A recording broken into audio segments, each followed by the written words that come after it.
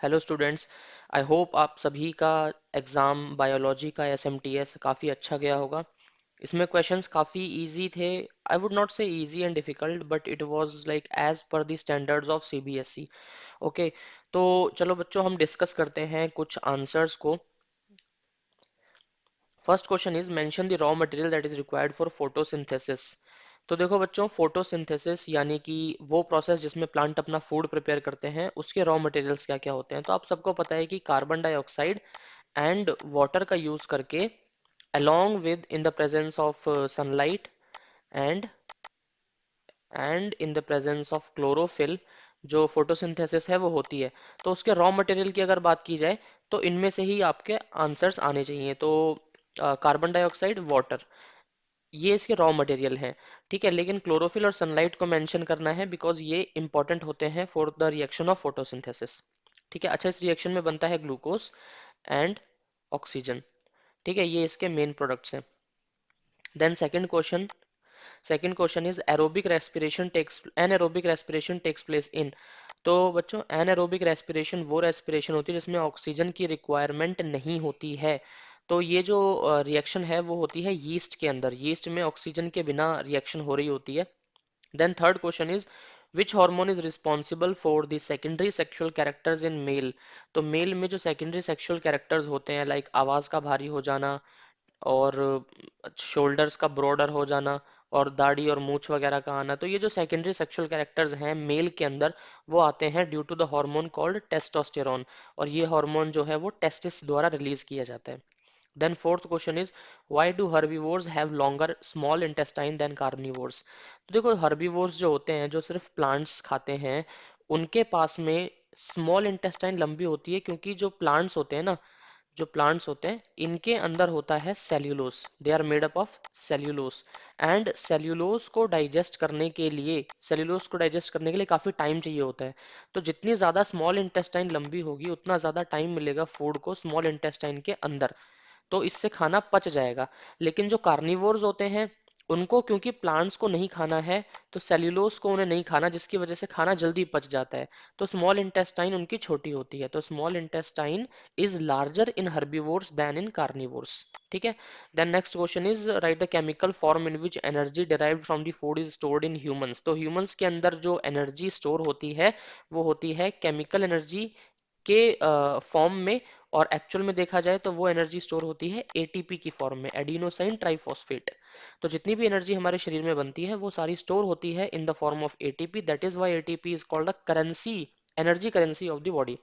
Then we have next question, state the function of thyroxine in human body. तो देखो बच्चों, thyroxine जो होता है वो थायराइड ग्लैंड रिलीज करता है, और वो हमारे बॉडी के जो मेटाबॉलिज्म है जितना भी, उसको कंट्रोल करने में सपोर्ट करता है। तो जितना भी मेटाबॉलिज्म है, फॉर एग्जांपल प्रोटीन्स का, फैट्स का, कार्ब्स का, या फिर सेल फॉर्मेशन, तो ये सारा मेटाबॉलिज्म कंट्रोल करता है थायरोक्सिन हार्मोन। बहुत इंपॉर्टेंट है, इसको ज़रूर आप याद रखना पेपर के परस्पेक्टिव से। Then gustatory receptor and olfactory. तो गस्टेटरी रिसेप्टर जो होते हैं वो टेस्ट को पहचानने में हेल्प करते हैं, और ये टंग में होते हैं। देन ऑल्फैक्टरी इंडिकेट जो रिसेप्टर्स होते हैं वो सूंघने में हेल्प करते हैं। तो इसलिए ये हमारे नोज में होते हैं मेनली। ठीक है। Then which part of brain controls the posture and balance. तो आपको ये थियोरेटिकल याद रखना पड़ेगा। Cerebellum controls the posture and balance of body. And TSH is, देखो टीएसएच जो है ये थायराइड स्टिमुलेटिंग हार्मोन है। थायराइड स्टिमुलेटिंग हार्मोन टीएसएच, ये एक इंपॉर्टेंट हार्मोन है, इसलिए इसकी फुल फॉर्म पूछी है। देन वाई इज केमिकल, यहाँ से 3 मार्क्स से क्वेश्चन स्टार्ट होते हैं। Why is chemical communication better than electrical impulses as a means of communication between cells in multicellular organism. देखो, मल्टी सेलुलर ऑर्गेनिज्म में chemical communication और electrical impulses दोनों तरीके से कम्युनिकेशन होता है, लेकिन इनमें से बेटर हम केमिकल वाले को क्यों मानते हैं।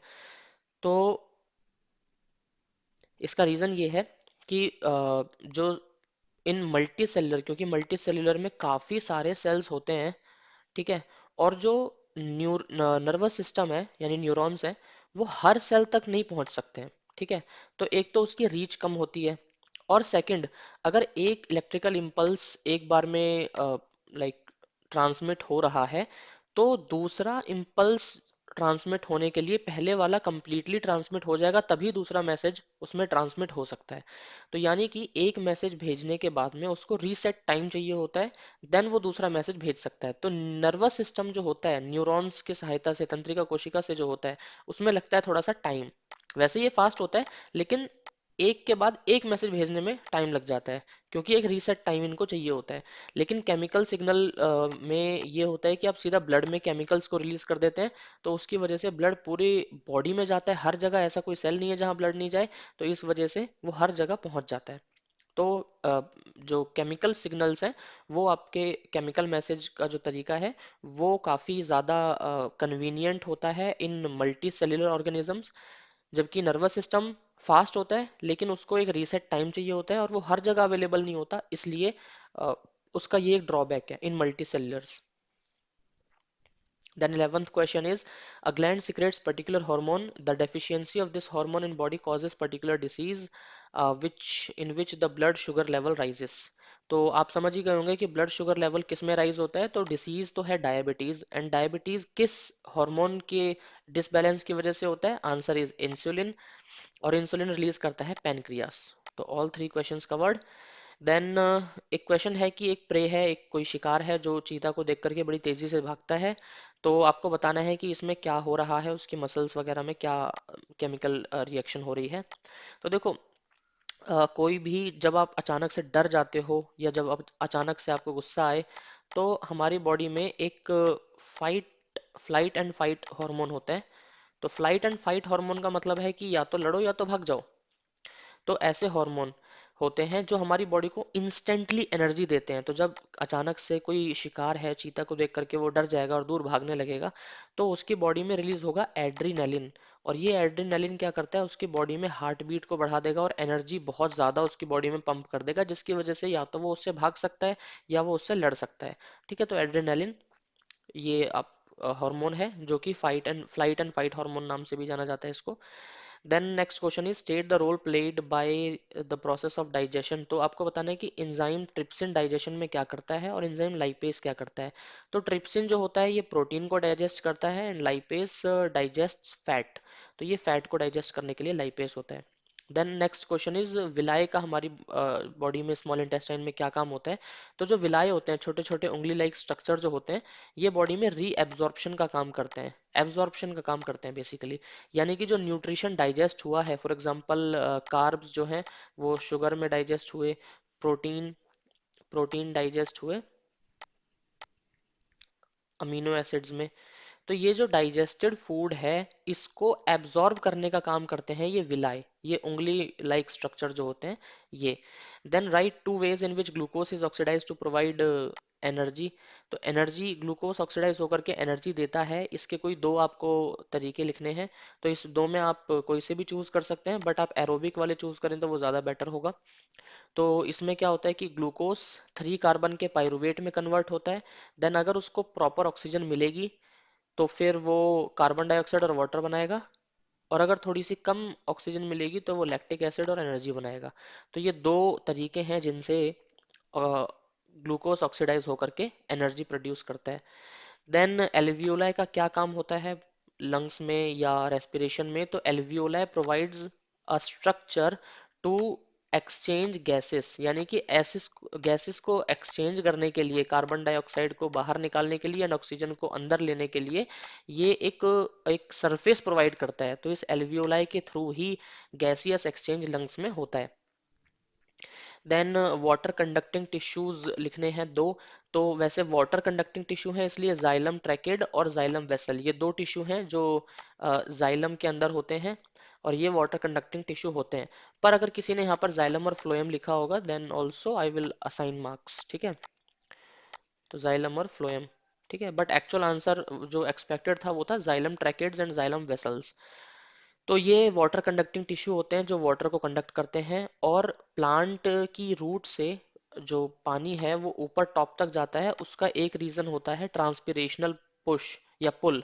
तो पानी जो है वो पौधे से इवेपोरेट होकर के निकलता रहता है, एंड नीचे से न्यू वाटर ऊपर सकअप होता रहता है। ठीक है, तो transpirational pull is also important for water to be absorbed by the plant. ठीक है, ये पूरा मेंशन है इस आंसर में। देन प्लांट्स की जो एनर्जी नीड होती है वो काफ़ी कम होती है एज कम्पेयर टू एनिमल्स, क्योंकि प्लांट्स मूव नहीं करते हैं, प्लांट्स मोबाइल नहीं होते हैं, वो एक ही जगह पर रहते हैं, इसलिए उनकी एनर्जी नीड्स बहुत ही कम है और उनके पास काफ़ी सारे डेड सेल्स हैं जिसको एनर्जी रिक्वायरमेंट नहीं है। लेकिन इंसान या एनिमल्स के पास में लिविंग सेल्स मैक्सिमम होते हैं, जिसके लिए उन्हें काफ़ी एनर्जी की रिक्वायरमेंट होती है। Then we have to differentiate between arteries and veins. तो आर्टरीज देखो जो होते हैं ये ऑक्सीजनेटेड ब्लड को लेकर के जाते हैं, जबकि वेन्स डीऑक्सीजनेटेड ब्लड को कैरी करते हैं। ये रेड कलर के होते हैं और ये डार्क रेड कलर के होते हैं, तो कभी कभी ब्लूइश भी नजर आते हैं। ठीक है, और ये बॉडी में काफी अंदर होते हैं, मसल्स के अंदर होते हैं, और ये मसल्स में थोड़ा सा मसल्स के ऊपर होते हैं बॉडी के अंदर। क्योंकि ये मसल्स के अंदर इसलिए होते हैं क्योंकि इनका जो प्रेशर होता है वो काफ़ी ज़्यादा होता है और इसके अंदर प्रेशर कम होता है। ठीक है, और ये पतले होते हैं, लेकिन जबकि वेन्स जो है वो चौड़े होते हैं। पतले इसलिए होते हैं ताकि इसका ये ज़्यादा ज़्यादा प्रेशर को झेल सके। ठीक है, देन व्हाट इज एड्रेनालिन, ये मैं कवर कर चुका हूँ। एंड ह्यूमन एक्सक्रेटरी ऑर्गन बताने हैं दो, तो lungs and skin is also human excretory organ, वो हमें हेल्प करता है एक्सक्रेशन में। ठीक है, then what are plant hormones, plant hormones क्या होते हैं और आपको कुछ नाम लिखने हैं इनके। तो प्लांट हॉर्मोन्स वो हॉर्मोन्स होते हैं जो प्लांट में ग्रोथ, डेवलपमेंट, या प्लांट को कब प्लांट की लाइफ खत्म हो चुकी है, इस सब को कंट्रोल करने वाले हॉर्मोन्स होते हैं प्लांट हॉर्मोन्स। ठीक है, ऐसा प्लांट हार्मोन जो ग्रोथ करवाता है स्टेम की, तो जिबरेलिन्स जो कि साइड ग्रोथ करवाता है, स्टेम को ग्रो कराता है। Then promotion of cell division, तो सेल डिवीजन साइटोकाइनिन करवाता है प्लांट के अंदर, और प्लांट की जो ग्रोथ है उसको रोकने का काम करता है एब्सिसिक एसिड। ठीक है, तो ये याद रखना पड़ेगा आपको, फैक्चुअल आंसर है। Then we have circulation in fishes is different from blood circulation in human beings. तो फिशेस या जितने भी वर्टिब्रेट्स हैं उनके अंदर गिल्स होते हैं ऑक्सीजनेटेड ब्लड और डीऑक्सीजनेटेड को सेपरेट करने के लिए, ऑक्सीजन और वाटर को सेपरेट करने के लिए। और इनके अंदर जो सर्कुलेशन है वो होता है सिंगल सर्कुलेशन। ठीक है, तो इनके अंदर डबल सर्कुलेशन नहीं होता, एक ही बार ब्लड इनके बॉडी में जाता है। तो इसकी वजह से इनकी इनकी जो एनर्जी, इनको जो ऑक्सीजन मिलता है वो कंपैरेटिवली कम मिलता है एज कंपेयर टू ह्यूमंस। ठीक है, लेकिन ह्यूमंस की बात करें तो ह्यूमंस में डबल सर्कुलेशन होता है, दो बार ब्लड सर्कुलेट होता है थ्रू हार्ट, और इस वजह से थोड़ा प्रेशर ज़्यादा होता है, और ऑक्सीजन और डीऑक्सीजनेटेड ब्लड को सेपरेट करने का एक काफ़ी अच्छा मैकेनिज्म इनके पास में होता है। ठीक है, तो ह्यूमंस के अंदर डबल सर्कुलेशन होता है और फोर चैम्बर्स होते हैं, तो इन फोर चैम्बर्स की हेल्प से oxygenated and deoxygenated blood easily separate हो जाता है और एनर्जी की रिक्वायरमेंट फुलफिल हो जाती है। देन एक डायग्राम बनाना है किडनी के फंक्शनल और स्ट्रक्चरल यूनिट का। तो नेफ्रॉन जो होता है वो स्ट्रक्चरल एंड फंक्शनल यूनिट होता है किडनी का। ठीक है, इसका डायग्राम आप बुक से देख सकते हैं, यहाँ पर शायद मेंशन नहीं है। Then explain the mechanism of urine formation, तो यूरिन फॉर्मेशन किस तरीके से होता है। तो यूरिन फॉर्मेशन के लिए नेफ्रॉन ग्लोमेरुलस में ब्लड फिल्टर होता है, देन हैनल्स लूप में यूरिन जाता है, लेकिन उसके अंदर कुछ सॉल्ट पार्टिकल्स रह जाते हैं जैसे कि ग्लूकोज, जैसे कि सोडियम के सॉल्ट्स। ठीक है, तो इनको एक कैपिलरी होती है जिसने हैनल्स लूप को लपेटा हुआ होता है पूरे को, तो उसमें रीएब्जॉर्प्शन होता है। ठीक है, वापस दोबारा से इंपॉर्टेंट सॉल्ट्स जो हैं उसको रीएब्जॉर्ब किया जाता है, और ये प्रोसेस एंड तक होती रहती है। और लास्ट में अ, जो भी सिक्रेशन होता है उसमें सिर्फ मैक्सिमम यूरिन और वेस्ट मटेरियल्स ही बचते हैं, और बाकी जितना भी मैक्सिमम वाटर, सॉल्ट, प्रोटीन्स, ये सब रीएब्जॉर्ब हो चुका होता है। ठीक है, तो इस तरीके से होगा, आप इसको एक बार रीड कर लेना। Then explain the process of nutrition in amoeba, तो अमीबा में न्यूट्रिशन किस तरीके से होता है। तो it is the similar way in which humans take their food, they ingest their food, digest inside the body, absorb the nutrition, and send the nutrition wherever it is required, and then release the waste material। ठीक है, तो ये process amoeba follow करता है अपने digestion के लिए। Then emulsification of fats is, emulsification का मतलब होता है, देखो फैट्स के बड़े बड़े ग्लोब्यूल्स होते हैं, तो इस पर बाइल जूस आकर के अपना वर्क करता है, बाइल जूस जो कि लिवर से आता है, और इसके छोटे छोटे फैट्स के ग्लोब्यूल्स में तोड़ देता है इसको। ठीक है, दीज आर स्मॉल ग्लोब्यूल्स, तो ये स्मॉल ग्लोब्यूल्स में इसको ब्रेक कर देता है, तोड़ देता है। तो ये इमल्सिफिकेशन प्रोसेस इसको हम कहते हैं। Then what is the role of HCl in stomach? तो स्टमक के अंदर HCl जो होता है वो एसिडिक इन्वायरमेंट प्रोवाइड करता है, जिसकी वजह से पेप्सिन नाम का एक हार्मोन, जो एक केमिकल है, जो कन्वर्ट हो जाता है पेप्सिनोजन में।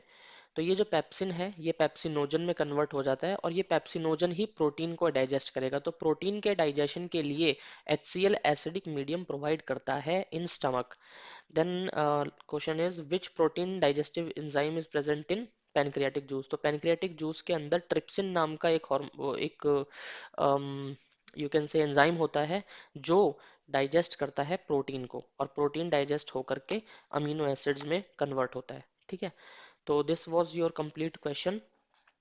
आई गेस आपको समझ में आए होंगे क्वेश्चंस, और मैं उम्मीद करता हूँ कि